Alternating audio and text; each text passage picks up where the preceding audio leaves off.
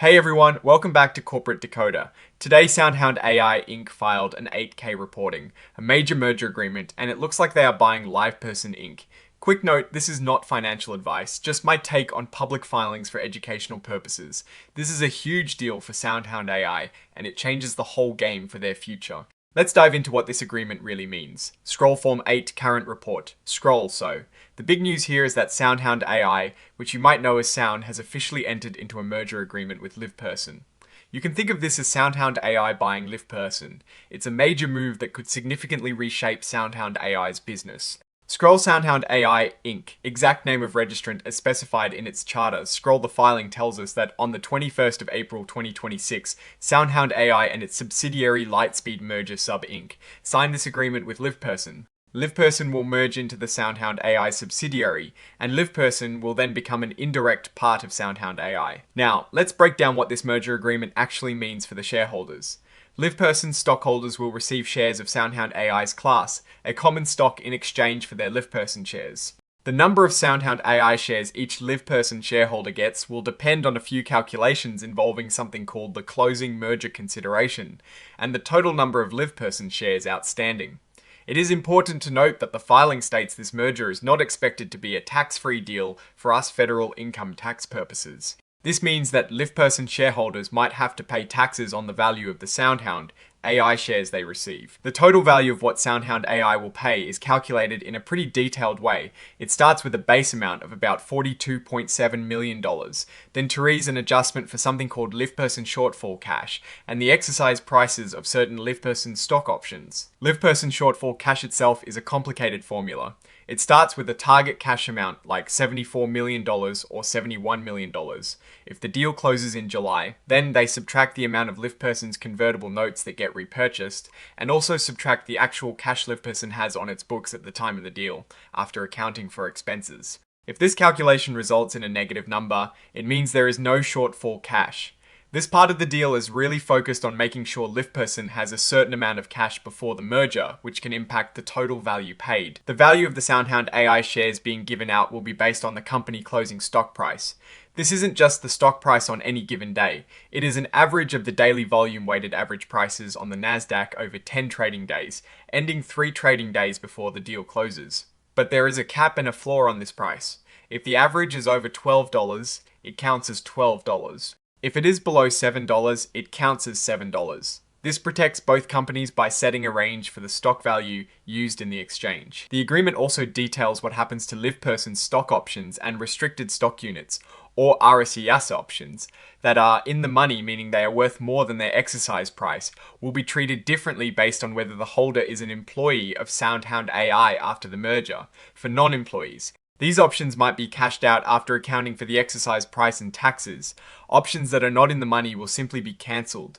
Vested RSUs will generally be converted into SoundHound AI shares, while others will be assumed by SoundHound AI and converted into awards for SoundHound AI stock.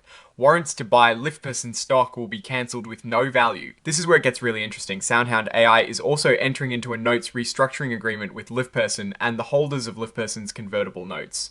Essentially, the holders of these notes are agreeing to give up their debt in exchange for SoundHound AI stock and some cash. For the holders of the first lien secured notes, they're set to receive a significant amount of SoundHound AI stock. The calculation for this stock portion is based on a fixed amount of about $178 million divided by that company closing stock price. On top of that, they will get cash for accrued interest and a portion of what is called LivePerson excess cash. Similarly, holders of the second lien secured notes will receive SoundHound AI stock valued at about $83.2 million, also divided by the company closing stock price.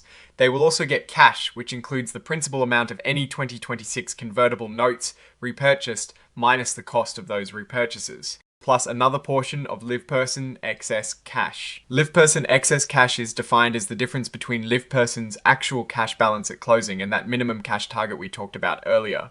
So, if LivePerson has more cash than the minimum required, that excess is shared with the note holders. SoundHound AI has an interesting option here. They can choose to pay some or all of this consideration in cash instead of stock, but there are conditions. The note holders have to receive the same proportion of cash and stock, and the cash portion is calculated based on the fixed dollar amounts for the first lien and second lien holders.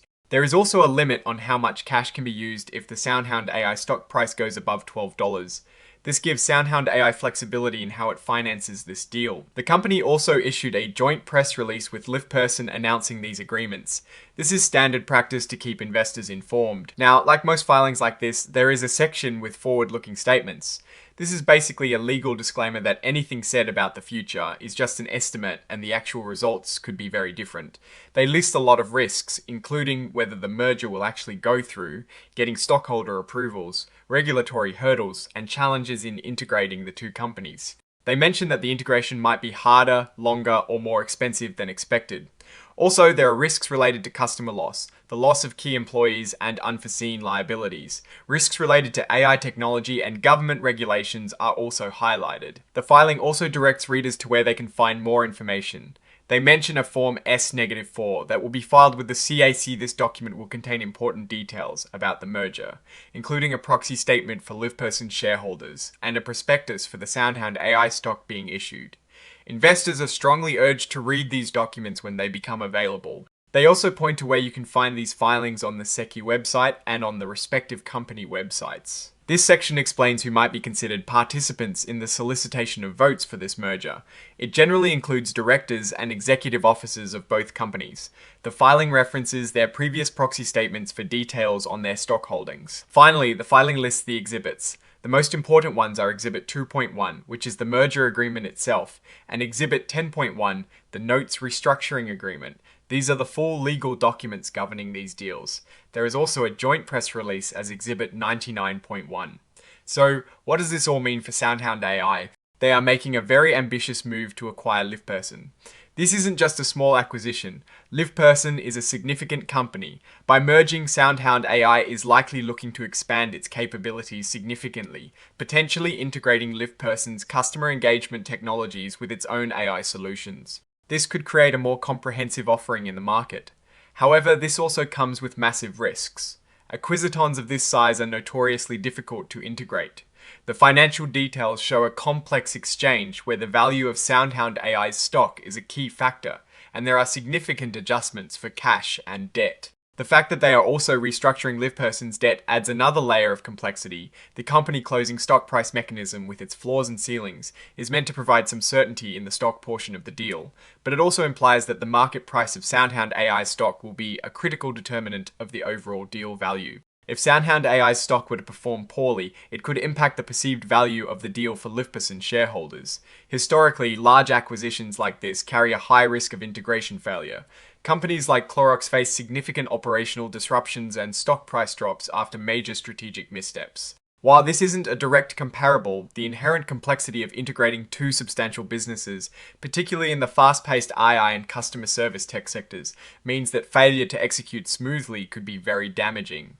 The biggest risk I am watching is the successful integration of LivePerson's business and technology into SoundHound AI's operations, and the financial strain this could place on SoundHound AI, especially given the complex debt restructuring involved.